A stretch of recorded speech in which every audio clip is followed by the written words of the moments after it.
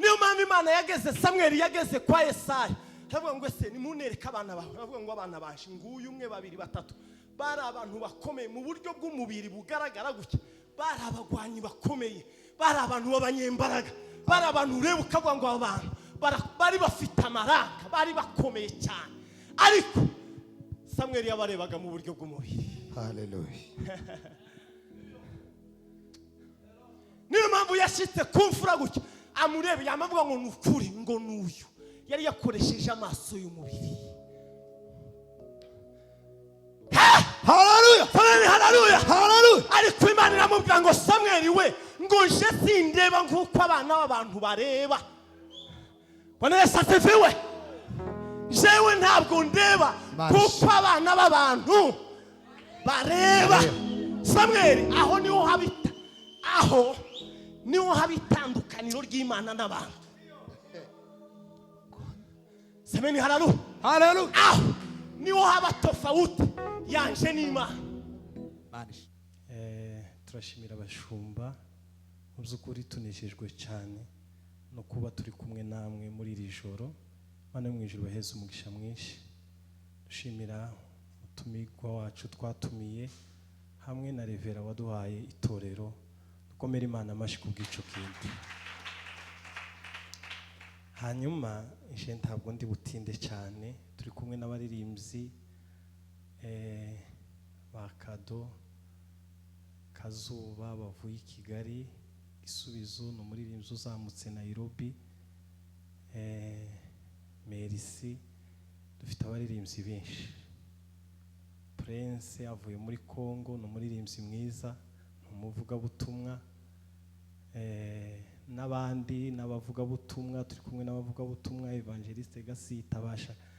Mura aba bose bafite ico bagomba gukora, ariko turashima Imana ko bemeye ko bagomba kuza kugira ngo tubane mu gitererane. Imana ibaheze umugisha mwinshi. Reka tubumbure Bibiliya zacu dusome ijambo ry'Imana. Dusome mu gitabo Abami ba kabiri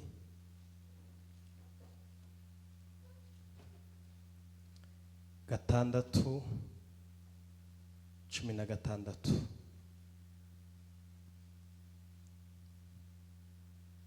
Abami ba kabiri gatandatu 16. Bibiliya iravuga ngo aramusubiza ati witinya nk'uko abo turi kumwe ari benshi kuruta abari kumwe nabo. Nuko Elisa arasenga ati Uwiteka ndakwinginze muhumura amaso arebe nk'uko Uwiteka ahumura amaso y'uwo musore arareba abona umusozi wuzuye amafarashi n'amagare by'umuriro bigose Elisa. Amen. Mana turagushima kubwira ijoro ry'umugisha uduhaye, turashima kubw'abakozi bawe, iteraniro ryose muri rusange. Komeza ubane natwe, duhinduke igikoresho cyawe akakanya, utuvugiremo. Icubahiro n'amahoro bikomeze biganze none n'iteka ryose. Amen. Natekereje ko turi buze kuganira ijambo umwanya muto, kuko hariho abaririmbyi bari buze kuririmba ba Dawudi, Imana ibaheze umugisha n'abandi bose. Ariko reka hari ijambo nashatse ko turi buze kuganiraho, ijambo rivuga ngo kureba kuko Imana ireba. Bwana Yesu asifiwe cyane. Kini giterane cy'urubyiruko, ariko nashatse ko tuganira ese tureba nk'uko Imana itureba, kuko buriya imbaraga zikomeye ziba mu muntu n'ukwireba nk'uko Imana imureba. Bwana Yesu asifiwe cyane. Umuntu agizwe n'ibipe bibiri cyangwa se ibice bibiri. Hari igice kigize umubiri, hakaba n'igice kigize umwuka. Kandi cyane Imana iyo ija kureba umuntu ntabwo ireba umubiri, cyane ireba umwuka, ariko twebwe abasore cyangwa twebwe abana b'abantu akenshi twibanda ku mubiri, kureba runaka mu buryo bw'umubiri. Iyo tubona runaka mu buryo bw'umubiri rero bituma tumutekereza uko dushaka, kandi bigatuma tumushira muri kote iyo ariyo yose dushaka, kuko twamwitegereje mu buryo bugaragara bw'umubiri. Ateye atya, ameze atya, avuga atya, atekereza atya, ameza. Niko twe abana b'abantu dufata ko umuntu. Ariko icyiza cy'Imana iyo ntireba umubiri, ahubwo ireba umuntu yaremye. Umuntu yaremwe ati, Bibiliya ivuga ngo Imana yaremye Adamu. Adamu niwe muntu Imana wa mbere yaremye imushira ku isi, kandi uburyo bugaragara Imana yaremyemo Adamu, Imana itwereka ko yafashe igitaka, ico gitaka ikibumbamo uyu mubiri, hanyuma irangize gufata ico gitaka ikibumbzemo umubiri. Bibiliya iratubwira ngo imaze kubumba ico gitaka, Bibiliya iravuga ngo ifata umwuka wayo ngo imuhumekeramo umwuka w'ubugingo. Bivuga ko umuntu harimo babiri. Hari umuntu Imana yaremye ari we uyu mubiri, Imana yafashe iramubumba mu gitaka. Niho harya Bibiliya izitubwira ngo igitaka gisubira mu kindi gitaka. Bivuga ko uyu mubiri twambaye ntabwo ari umuntu, iki ni igitaka mu bundi buryo. Umuntu rero nurya Imana yafashe ihumekera muri uyu mubiri, aba umuntu ufite ubugingo buhoraho, kandi uyu muntu ntabwo apfa.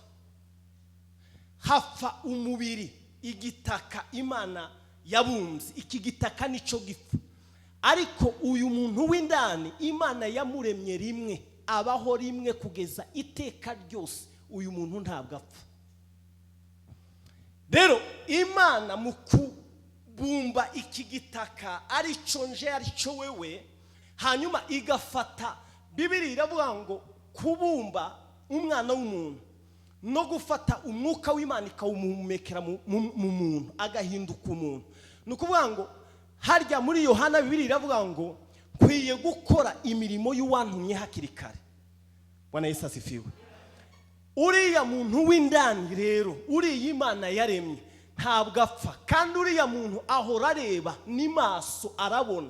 Nje ndarusha cyane mu buryo ntakagombye no guhagarara, ariko umuntu w'indani uyu mubiri urarusha, ariko umuntu w'indani ntabwo arusha. Bwana Yesu asifiwe. Imana rero yibanda kuri uriya muntu Imana yaremye. Uriya muntu nyawo ntabwo yibanda kuri uyu mubiri, oya, yibanda umuntu Imana yaremye. Kuko mu guforuma umuntu, abize bavuga ko nukuvuga ngo Imana yaremye Adamu. Mu kurema Adamu nukuvuga ngo yamuhaye ububasha bwo kubumba ibindi bitaka. Bwana Yesu asifiwe. Nukuvuga ngo Adamu Imana yamuhaye ububasha bwo kubumba uyu mubiri wacu. Nukuvuga mu kubumba umubiri wacu ni gute? Nukuvuga ngo muri Adamu Imana yamushizemo imbuto. Biravuga ngo abize cyane nibo babizi, ariko buriya iyo umugabo n'umugore bahuye, imbuto ziva mu mugabo zibarirwa muri miliyoni 15 kugeza muri 200. Hanyuma hakaza kuza imwe igomba kuja mwigi umuntu akabaho. Nukuvuga muri cya gihe umuntu, umugore n'umugabo nibo bantu babumba uyu mubiri twambaye. Ariko iyo imbuto zihuye, Imana yonyine iva mu ijuru igahumekeramo umuntu wayo akaza akabaho. Ntabwo umuntu aremwa, Bwana Yesu asifiwe, n'umubiri, oya. Adamu abumba Adamu. Bwana Yesu asifiwe. Ariko ico gikorwa iyo kirangiye, iyo umugabo n'umugore bahuye, niyo mpamvu buriya umuroza adafite imbaraga zo kwica umuntu ntibishoboka, kuko umuntu ni igikorwa gikomeye cyane. Semeni haleluya. Bibiri iravuga ngo Yobu igihe bahuraga na Satani, Imana ibwira Satani, iramubwira ngo nguhaye Yobu ariko nkwimye umutima we. Mu yandi magambo, nguhaye umubiri wa Adamu ariko nkwimye Yobu ukuri. Mu yandi magambo, Satani n'Imana buriya bafitanye ibyo bavugana hejuru y'umubiri, ariko ikintu gikomeye Satani atageraho ni umuntu Imana yaremye mu mugambi wayo. Semeni haleluya. Kandi uwo muntu ararinzwe. Niyo mpamvu Imana buriya igihe yabwiraga Yobu, iramubwira ngo wowe Yobu genda, Satani genda nguhaye Yobu ibye byose, ibyo atunze byose. Tuzamura ibiganza biheke mu izina rya Yesu. Haleluya. Semeni haleluya. Niyo mpamvu Imana yahaye duruwa Satani, genda ndamuguhaye wese, ariko yamwimye umuntu Imana yaremye ukuri. Niyo mpamvu ibintu byose byageraga kuri Yobu yarabyihanganira. Imana yari yarafashe umuntu imwima Satani, umuntu wo mu mugambi wayo Imana yaremye.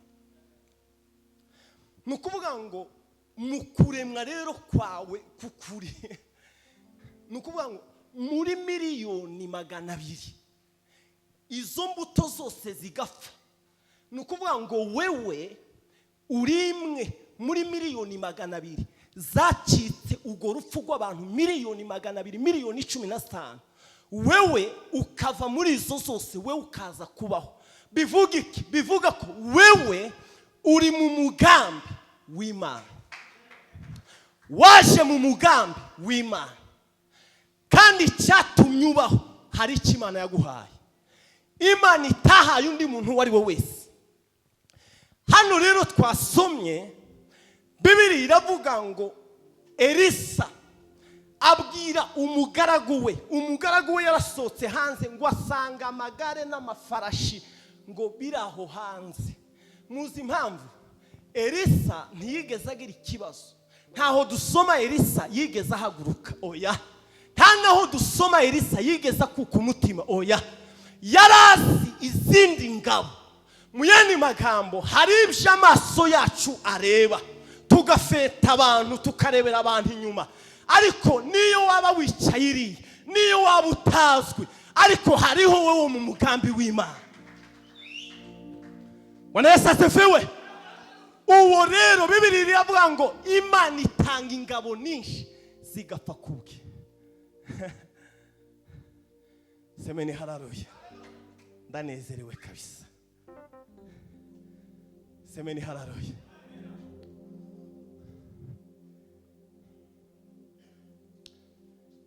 Ikintu gikomeye cyane no kwibona mu buryo bw'umwuka.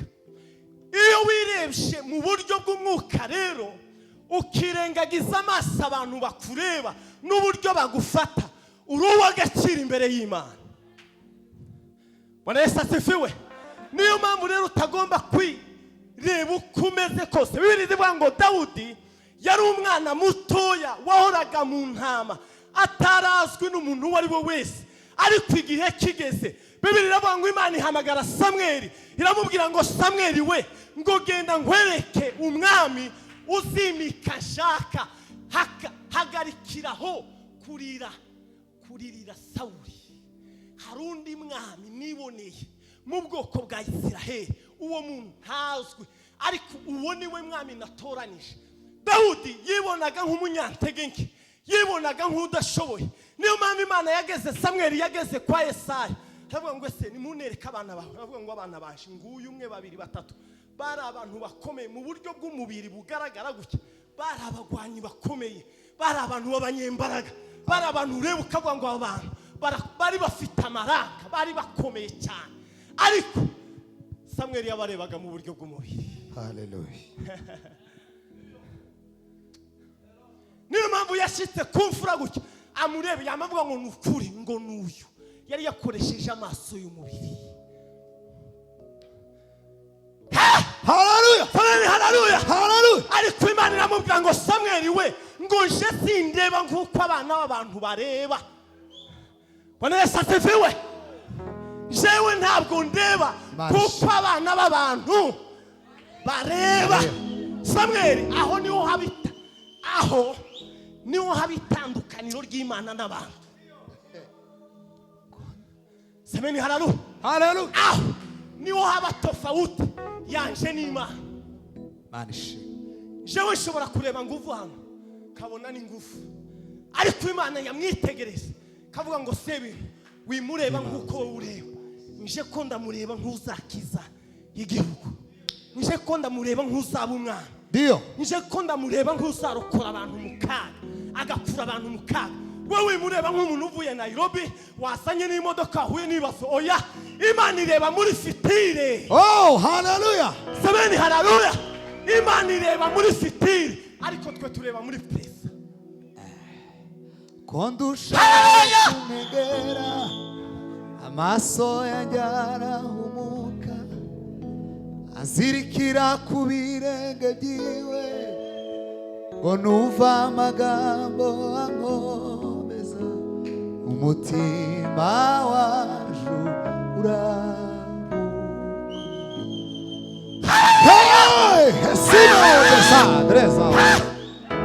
haleluya. Bibiri iravuga ngo Samweli ngo ageze kwa Yesayi arareba imfura, aravuga ngo Imana iramubwira ngo no, koresha amaso y'umwuka. Bwana Yesu asifiwe.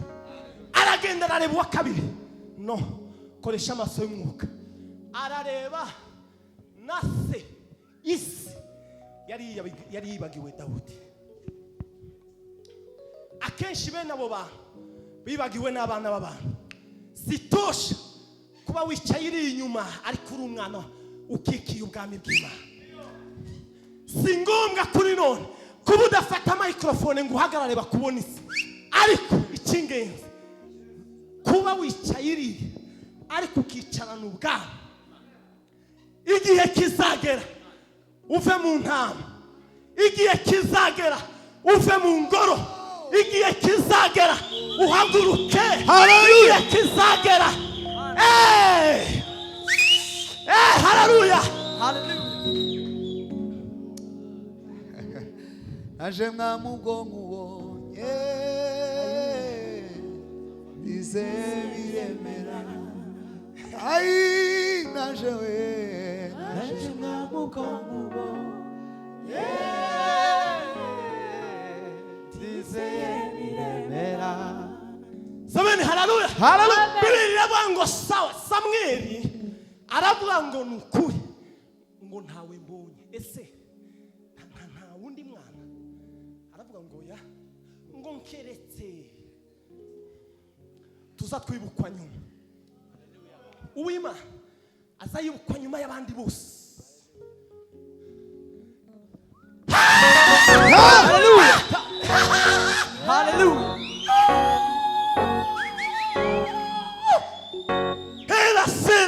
Papa, ikigaragaza Uw'Imana ukuri wisezerano nyuma y'abakomeye, nyuma ibaze umubyeyi wiwe aramwibagirwa, wamukuye mu nda ye aramwibagirwa, ariko muzi uwo yibagiwe wa muntu wa Adamu, aramwibagirwa completely. Ariko Imana ibwira Samweli ngo Samweli hari aho nyine hari umwana, aravuga nta wundi mwana ngo nkeretse akana kariyo akubita ino abangwa sinshobora kurya ako kana kataraza. Samweli haleluya. Erega Imana izihagarika ibintu byose bigahagarara kubera ya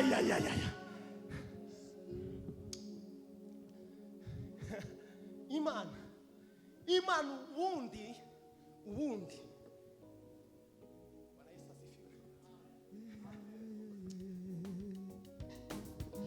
bila uwepo wako Yesu hatuna nguvu. Ndani yako Yesu twapata nguvu bila uwepo wako Yesu hatuna nguvu. Ndani yako Yesu twapata nguvu bila uwepo wako Yesu hatuna nguvu. Ndani yako Yesu twapata nguvu bila uwepo wako Yesu hatuna nguvu. Hallelujah. Biblia iravuga Samweli haravuga ngo Dawudi ako kana nyine niko kari mu mugambi w'Imana. Biblia iravuga ngo baragenda undi mind za Dawudi bona isasifiwe ntabwo yarimo yibona nk'uzaba umwana wa musore we kigiterane cyaje kikubwira ngo wikwibona mwijisha abavyeyi babakubona bituma uhagarika inzozi zawe. Bona isasifiwe ubundi umusore numenya icyarico akireba mwijisho ry'Imana akireba mwijisho ry'umugambi w'Imana. Ndio.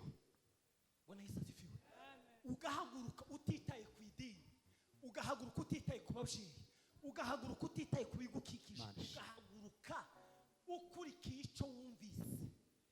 Bona isasifiwe. Hallelujah. Biblia bango Samweli basigaraho batumira Dawudi. Biblia bango Dawudi araza. Biblia bango Dawudi aserutse gutya. Bona isasifiwe. Biblia bango nguyu mwami wanje. Takini kintu yigeze akora. Oya. Yaramubonye gutya. Erega Imana ireba kiriya kiri ku mutima. Imana ireba wa mugambi wayo yakuremanye. Niyo mpamvu utagomba kwicaza impano y'Imana. Amen. Hallelujah. Hallelujah. Imana irakwitegereza ikavuga ngo haguruka. Yabwiye Gideyoni ngamubwira ngo haguruka wa munyembaraga we. Gideyoni yibonaga nk'umunyantege. Gideyoni yibonaga mu bundi buryo butandukanye. Ariko Imana iramubwira ngo Gideyoni we wa munyembaraga wa musore we haguruka muri iki gihe haguruka wa munyembaraga we. Amen. Hallelujah. Haguruka wa munyembaraga we. Wewe uri mu mugambi w'Imana haguruka. Haguruka. Ndio. Haguruka.